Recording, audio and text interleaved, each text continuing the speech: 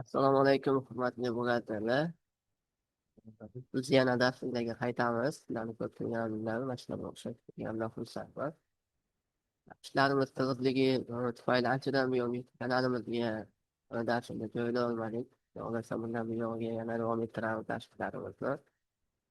Ho'p, bugungi video darsligimiz adrenalit haqida 3 versiyasi va 3.0 redaksiyasida fonini pul ko'rinishi shakllantirishni ko'rib o'tamiz. Va buning uchun biza birinchi navbatda bank inkassa bo'limiga kiramiz va Bankov BPSK bo'limiga kirib tasdiqlanishni bosamiz. Ho'p, vid operatsiya yacheyкasiga kiramiz va bu yerdan prochi tasdiqlanish oxiridan ikkinchisi shuni tanlab qo'yamiz. Va shot yacheyкasiga 51 turishi kerak bo'ladi. Esdan chiqarmanglar, ya'ni hisob shoti.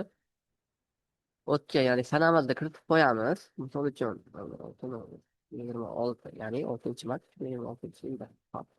Endi nimasiga misol uchun kiritib qo'yaman.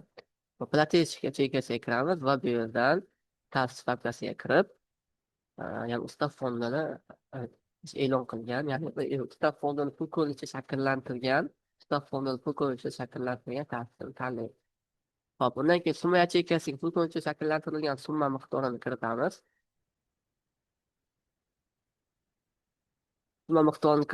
Va rashyot yacheyкasiga 46 yon, ya'ni ta'sischi shotini tanlaymiz. 46 yonni hamma biladi.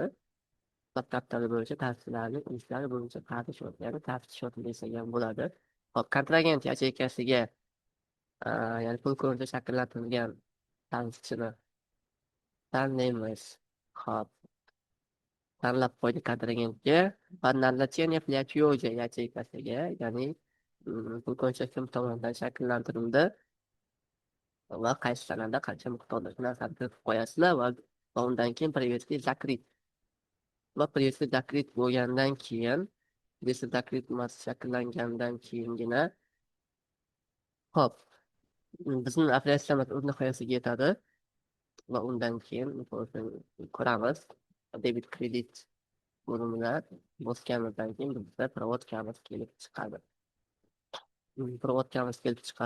Mana ko'ryapsizlar, 46 yon kreditda va 51 yon debitda shakllantirilishi kerak bo'ladi.